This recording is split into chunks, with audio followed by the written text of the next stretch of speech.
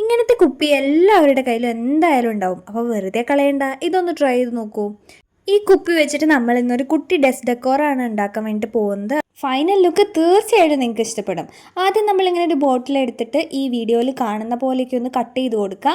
എന്നിട്ട് നമുക്കിതിന് ചെറിയ ഫ്ലവറിൻ്റെ ഷേപ്പിലൊന്ന് കട്ട് ചെയ്തെടുക്കണം. നമ്മൾ ഉണ്ടാക്കാൻ വേണ്ടിയിട്ട് പോകുന്ന ഫ്ലവേഴ്സാണ്.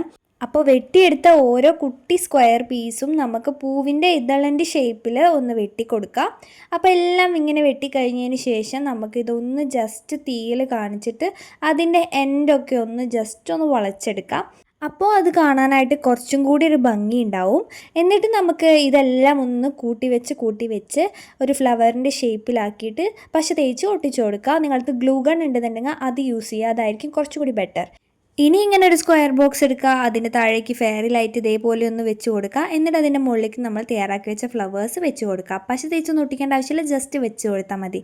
രാത്രി ആയപ്പോൾ ഇത് കാണാനായിട്ട് നല്ല ഭംഗിയുണ്ടായിരുന്നു. അപ്പോൾ നിങ്ങളിത് എന്തായാലും ഒന്ന് ട്രൈ ചെയ്ത് നോക്കൂ. ഇഷ്ടപ്പെട്ട ചാനൽ ഒന്ന് സബ്സ്ക്രൈബ് ചെയ്ത് സപ്പോർട്ട് ചെയ്യുക. താങ്ക്